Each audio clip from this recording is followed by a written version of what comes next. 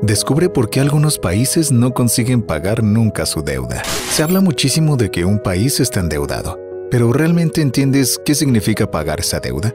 Y sobre todo, ¿a quién se le debe?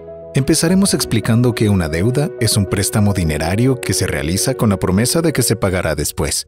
Esto de prestar dinero se realiza por un concepto llamado valor del dinero en el tiempo. Y hay toda una explicación académica sobre esto, pero para que lo entiendas de un modo simple, quiere decir que $1 hoy vale más que $1 de mañana. Muchas veces, este concepto se confunde con el dinero vale menos por la inflación, pero la inflación es un fenómeno monetario muy independiente del valor del dinero en el tiempo, pues la inflación significa que el dinero vale menos a través del tiempo.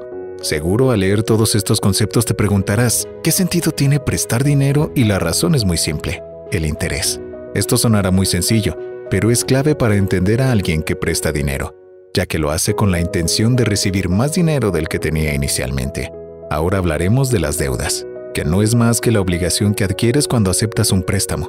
Asimismo, existen dos tipos de deuda, la pública y la privada. Y como su nombre lo indica, una es de todos y la otra es de particulares. Pero analicemos por qué ambas pueden ser extremadamente peligrosas. Deuda privada. Este tipo de deuda puede presentarse de diversos modos. Por ejemplo, las tarjetas de crédito, préstamos hipotecarios y estudiantiles, pagarés, cheques, letras de cambio, bonos corporativos y una larguísima lista de etcéteras, ya que básicamente es cualquier título de deuda emitido por un particular. La relevancia de este tipo de deudas es muy simple de entender, pues un nivel muy grande de deudores privados le puede generar problemas a todo el sistema financiero de un país. Increíblemente, si se contrae una deuda privada de manera irresponsable, puede llegar a ser más peligrosa que la deuda pública. Deuda pública. Esta representa toda la deuda que el gobierno o Estado contrae. También suele llamarse deuda soberana. Tengan en cuenta que si se les dice que deben defender a la soberanía, están defendiendo la deuda del país. Cuando hablamos de deuda pública, nos referimos a la deuda interna y externa.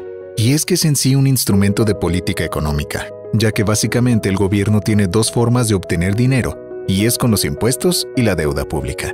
Como subir impuestos no es una idea muy popular que se diga, los gobiernos se valen más de la deuda. Entre las políticas más comunes está la impresión de billetes. Esta deuda se tomaría como deuda interna y se genera más o menos de la siguiente manera. Se emiten bonos que se tendrán que pagar con impuestos. Estos bonos los aprueba el Banco Central y los pone a la venta en subastas. Para cierto tiempo, a cambio de los bonos, el Banco Central puede imprimir nuevo dinero para prestárselos al gobierno. Esta institución determina la tasa de interés y el número de los bonos asciendan hasta que finalmente la subasta se realiza en el mercado primario, es decir, que se los venden a los bancos y grandes instituciones financieras. Es importante que sepas que cada país tiene su propio proceso, pero en general, esto se maneja así. Estos bonos, el Banco Central se los puede quedar o puede venderlos.